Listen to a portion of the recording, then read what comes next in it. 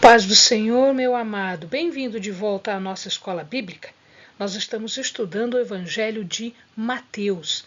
Então, pegue a sua Bíblia, pegue o seu caderno de estudos, ora ao Senhor, pede a Ele discernimento, entendimento, conhecimento, sabedoria. Pede a Ele proteção para que nós possamos desvendar dos seus mistérios. Nós já estamos na parte final, na segunda parte do Evangelho de Mateus, e hoje nós começamos o capítulo 15, 16 e 17, que trata de Jesus e de sua obra. Jesus está terminando o seu ministério na Galileia. E hoje vamos ver então quando Jesus vai para Cesareia. Qual Cesareia? Existiam duas grandes Cesareias. Existia uma Cesareia que ficava aqui no litoral, que havia sido feita em homenagem a César e, portanto, se chamou Cesareia.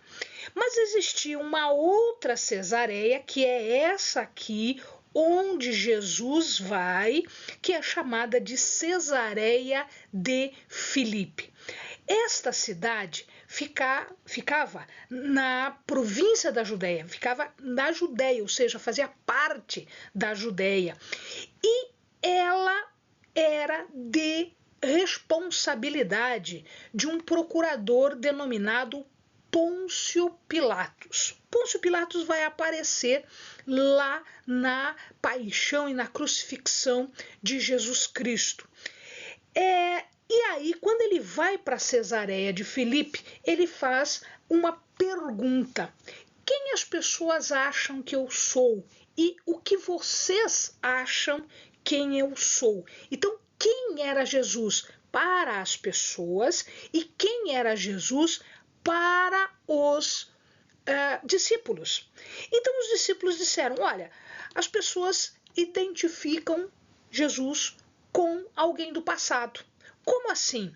Eles identificam com João Batista, que já havia morrido, e, portanto, era um João Batista ressuscitado. Eles identificavam como um segundo Elias ou como um outro Jeremias, ou seja, pessoas do passado.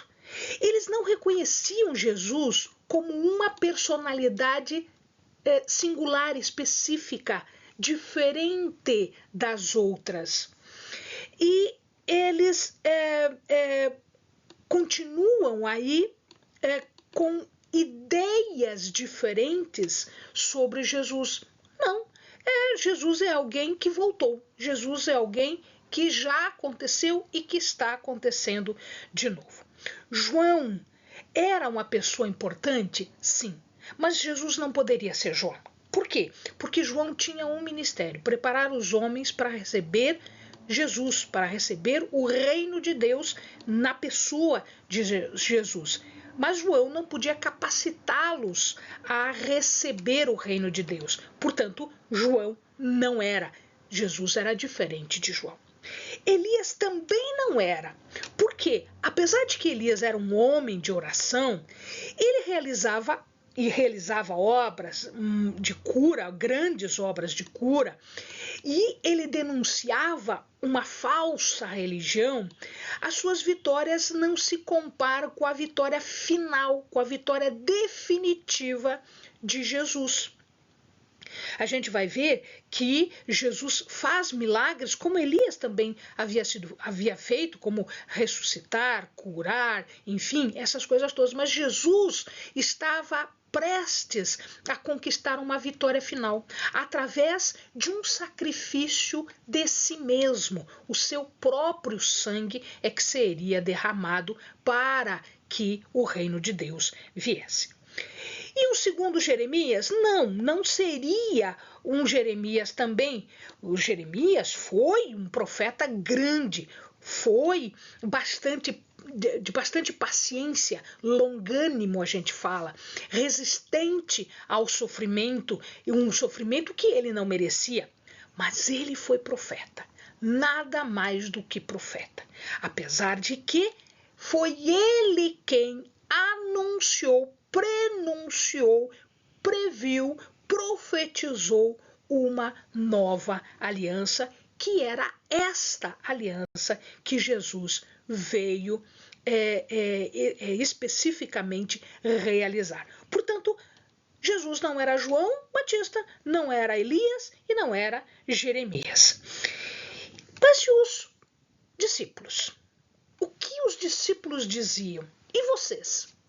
O que vocês dizem quem sou? Pedro deu a resposta. Ele disse: Tu és o Cristo, o Filho do Deus vivo. Por que Pedro poderia falar isso? Porque ele testemunhou obras, porque ele ouviu palavras de vida. Foi quem fez isso? Foi Deus, um Deus vivo, um Deus encarnado. E ele, Deus vivo, Deus encarnado, que através de Cristo fez tudo isso, é que também fez a Pedro ver quem era verdadeiramente Jesus, o seu filho. E aí, Pedro muda de nome. Jesus diz, veja, você não mais vai se chamar Simão, mas você vai se chamar Pedro, Petros, uma pedra. Por quê? Em seguida, ele diz, sobre isto, né, eu vou fundamentar a igreja. Isto que? A Petra, que é rochedo. Então, veja, o fundamento da igreja, a edificação da igreja estaria sendo feita não sobre Pedro, mas sobre a fé que Pedro havia acabado de expressar. Então, Jesus muda o nome de Simão para Pedro. Ah, mas o evangelho estava dizendo Pedro até aqui. Tudo bem, porque quando Mateus escreveu, já era depois e Pedro estava sendo chamado de Pedro. Ele está contando aqui qual foi o momento específico e por que é que Pedro foi chamado de Pedro. Porque até então ele se chamava Simão. Então nós chamamos de Simão Pedro. Você também vai encontrar, dependendo da Bíblia, você vai encontrar o nome Cefas. Porque Petros é em grego, mas em hebraico, pedra não é Petros, pedra é Cefa.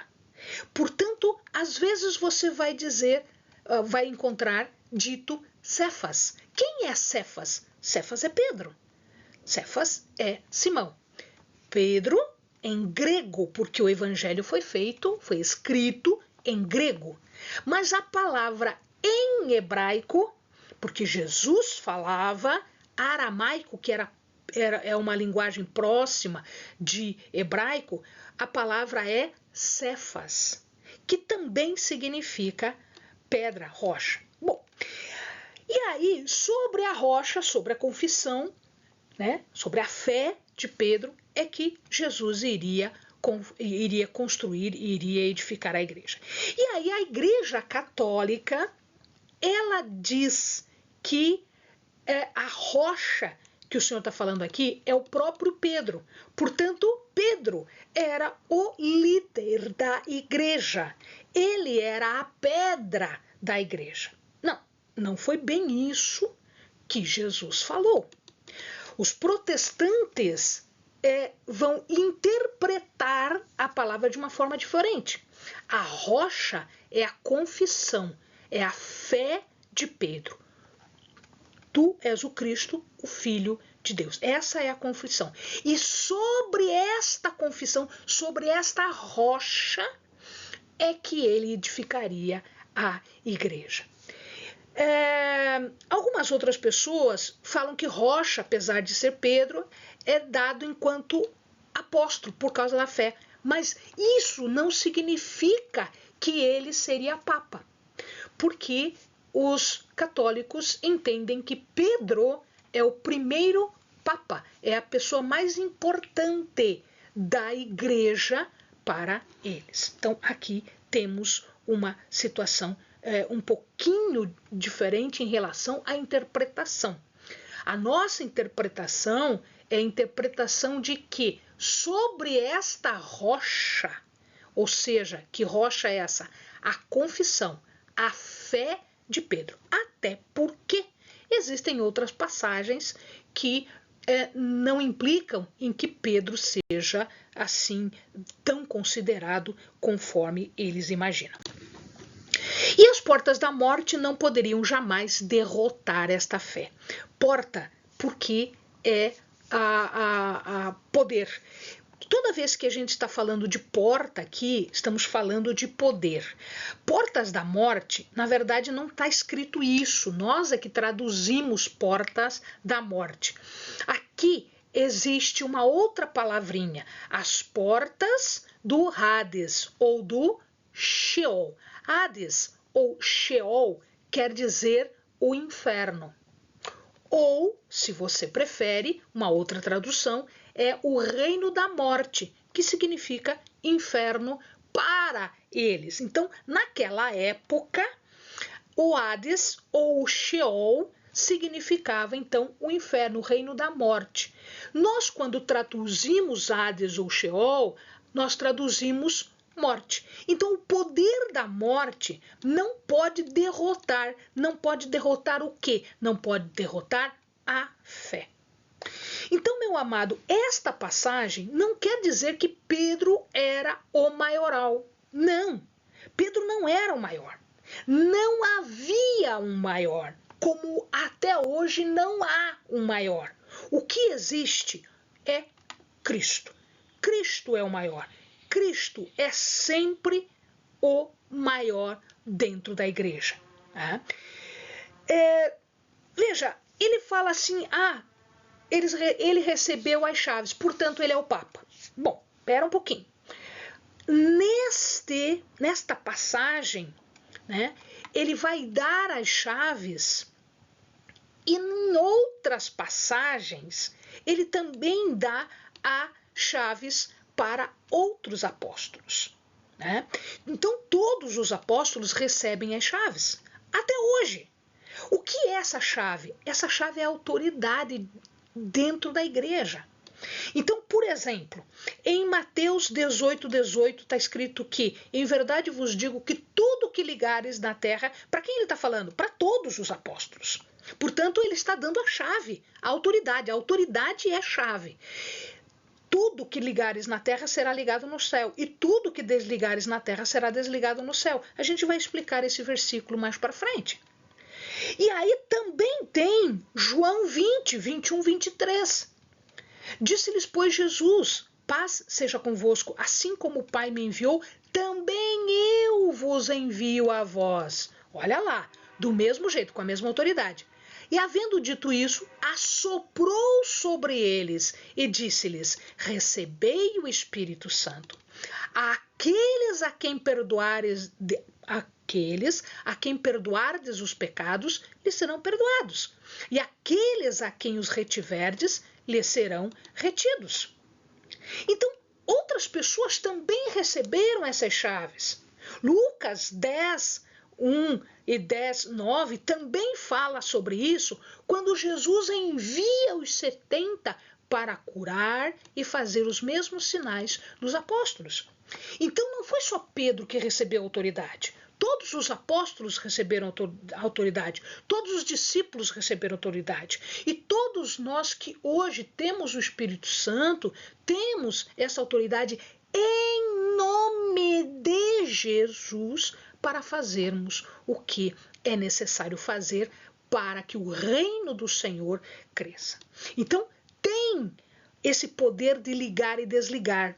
O que é ligar e desligar? Ligar e desligar é dizer qual é a conduta digna dos que estavam, né, no reino de Deus. Ligar e desligar não inclui determinar o destino das pessoas. Não, só Cristo é que salva. A chave para salvar, ela está nas mãos do Senhor e ela não sai das mãos do Senhor. A autoridade aqui é a autoridade para perdoar ou não, para levar a palavra.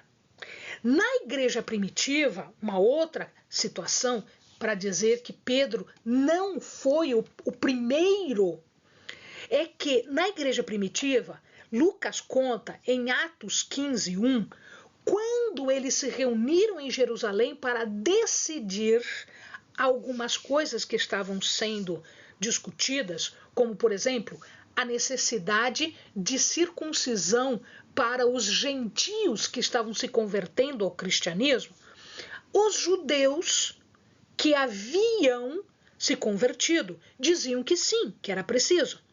E os outros diziam que não. Paulo dizia que não. Quando eles foram para Jerusalém, quem estava presidindo a igreja primitiva que ficava em Jerusalém? Atos 15:1 diz que era Tiago. Era Tiago o primeiro. Uma outra situação aqui. Quando Paulo está fazendo a sua obra, o seu ministério, Pedro vai ter com ele numa determinada ocasião. E ali Pedro age de uma forma antes dos judeus convertidos chegarem. Quando os judeus convertidos chegam, ele age de uma outra forma. O que Paulo faz? Lá em Gálatas 2:11-15. Paulo repreende pública e duramente Pedro. Se Pedro, que era discípulo, tivesse esse poder todo, Paulo não faria isso. Paulo repreende o comportamento de Pedro lá em Gálatas 2:11-15. Então, veja que Pedro recebeu, sim, as chaves, como todos os outros discípulos receberam, todos os outros, inclusive nós hoje, temos essa autoridade para orar, interceder, enfim, curar, enfim, fazer o ministério. E ele não é o Papa, como se diz, porque nós vemos aqui que existem outras pessoas que tinham a primazia, ou seja, eles eram os responsáveis, como Tiago em Atos é evidenciado isso. Chaves e portas, por quê? Porque tanto o inferno quanto Jerusalém Celeste, a cidade de Deus, tem porta. Né? Pedro, na verdade, meu querido, era um mordomo. Ele é um mordomo. E como mordomo, ele ficava com a chave para administrar a casa. Assim como hoje nós temos a chave para administrar a casa do Senhor, a igreja. Então, quem entra por esta porta? Apenas quem é digno, quem tem moral, quem conhece e respeita os mandamentos do Senhor. O acesso é dado por esse ligar ou desligar. Ligar e desligar, amado, é uma linguagem de rabino, é uma linguagem rabínica, é uma linguagem de mestre. E ele fala sobre a excomunhão. Ligar quer dizer condenar, quer dizer proibir a entrada. Será ligado, não vai entrar, será condenado. Desligar é absolver ou permitir a entrada. Portanto, essas sentenças são decisões e elas só têm validade, presta atenção agora aqui, elas só têm validade no mundo espiritual se elas forem ratificadas por Deus. Portanto, chave é dada pelo Senhor, e quem é o Senhor? Cristo é o Senhor, para os seus servos, para os mordomos. Ninguém é maior do que ninguém. Ninguém é maior do que ninguém. Nós vamos ver mais para frente que o Senhor faz uma explicação disso, um ponto um pouco mais para frente. Jesus começa agora a mostrar o que haveria de acontecer. O que haveria de acontecer? Então Jesus começa a preparar os discípulos. Era necessário que ele sofresse, era necessário que houvesse uma revelação diferente de Jesus. Como essa revelação ia ser feita? Através do sofrimento, através da morte e da ressurreição. A aqui se revelava o perfeito poder e autoridade do Senhor. Quando Jesus fala isso, Pedro, se achando já, toma a parte e repreende. Não, não vai ser feito assim, etc, etc, etc. O que Pedro não entendia é que ele estava fazendo exatamente o que o diabo havia feito na tentação do deserto, tentando afastar o Senhor do seu ministério, tentando afastar o Senhor do sofrimento, da morte de cruz, da ressurreição, da salvação. Amados, Jesus não é apenas o Filho do homem, ele é também o Filho de Deus, e ele tinha uma missão para cumprir. Quando Pedro repreende, ele está agindo como o diabo. Diabo, a tradução da palavra diabo é adversário. Portanto, ele estava fazendo algo em contrário à missão de Deus. E aí Jesus o repreende. E ele determina que se afaste, chamando de Satanás. Então, vá de retro, ou seja, se afaste. Se afaste. Ele não estava sendo inspirado por Deus, mas ele estava sendo inspirado diabolicamente, manipulado, né? A rocha aqui, ele acabou de ser chamado de pedra. Esta rocha aqui, ela se transforma de rocha em pedra de tropeço, em escândalo. Quase que em seguida, isto foi na mesma situação, na mesma ocasião. Então, veja, meu amado, como é difícil e nós temos que nos policiar, nós temos que vigiar para não sermos manipulados pelo inimigo, estragando, alterando a obra do Senhor. A lição mais profunda aqui era que seguir Jesus era seguir um Jesus crucificado. O Filho do Homem tinha que passar pela humilhação da crucifixão, pela humilhação da morte, porque ele tinha que ir lá no Hades, lá no Sheol. Fazer o que lá, Eleni? Ele foi lá para arrancar a chave da morte das mãos do diabo. Então, quem quiser seguir a Jesus deve fazer o mesmo. Deve passar pela humilhação da cruz.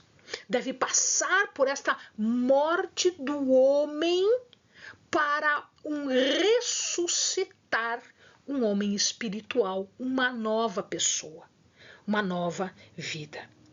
Tem que passar por tudo isso. É preciso essa humilhação? Sim, porque esta humilhação, a morte de cruz e depois a ressurreição é que vai salvar. Em seguida à morte vai haver ressurreição. Então, Cristo vai ser o primeiro a ser ressurreto da sua obra, né, de salvação, de sacrifício, de expiação pelos pecados. E então ele exercerá o domínio sobre o mundo. Portanto, ele da morte virá a ressurreição, da humilhação virá a glorificação. Então virá, portanto, a glória de seu Pai. Isso não é parousia, porque a parousia é a segunda vinda.